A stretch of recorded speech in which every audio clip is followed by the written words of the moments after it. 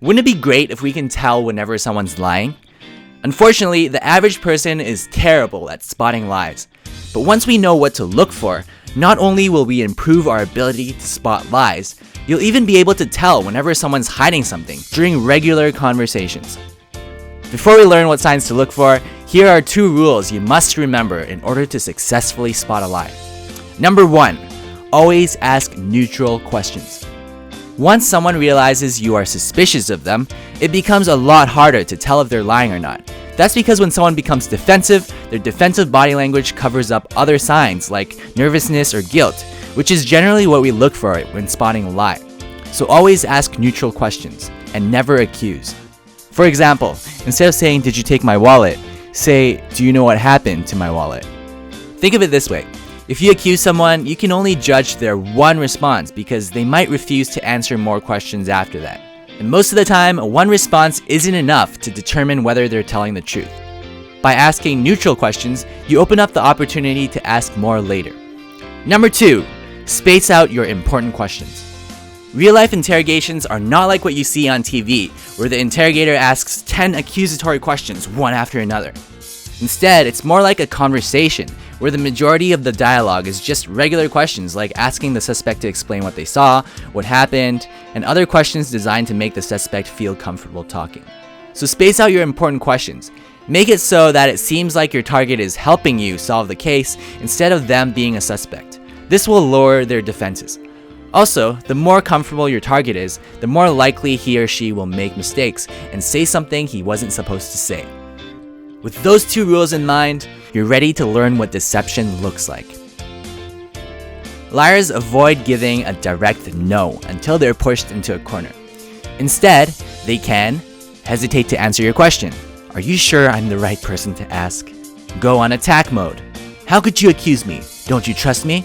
Or anything else that doesn't answer your question.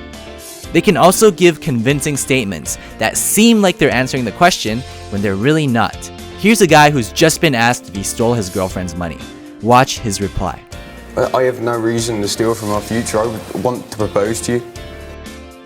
Notice how he didn't really say no? He just said he has no reason to steal from her. The lie detector later proved that he was indeed lying. Complete sentences.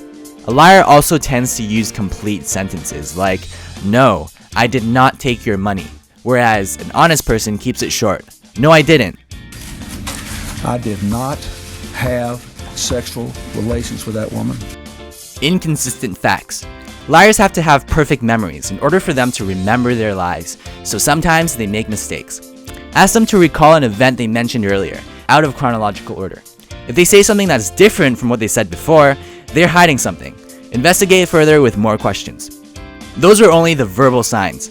Body language is even more important when it comes to spotting a lie. So here are the physical signs to look out for. Clearing of the throat or swallowing. Telling lies tend to dry the throat. Shifting of the body.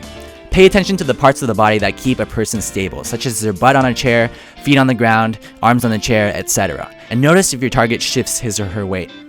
Hand to face contact.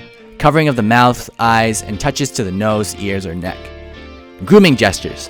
Adjusting hair, glasses, tie, collar, as well as any fidgety movements. And lastly, body language incongruence. When what they say doesn't match their body language. For example, saying no while nodding their heads, or saying sure while crossing their arms. Those were the signs of deception, but one sign alone isn't enough. A woman flipping her hair or a guy adjusting his tie could just mean they're attracted to you. A shift in their seat could mean their chair is uncomfortable, whereas touching their nose could just be an itch. So instead of looking for individual signs, look for 3 or more that occur close together. For example, if someone gives a convincing statement, touches his nose, and then shifts his weight on his chair, then yup, you guessed it, he's probably lying. Now that you're familiar with the verbal and physical signs of a lie, the only thing separating you and an expert interrogator is experience. So go out there and put these new skills to work. I hope you enjoyed it. If you did, feel free to give me a big fat like, and click subscribe to see new videos right when they come out. See ya!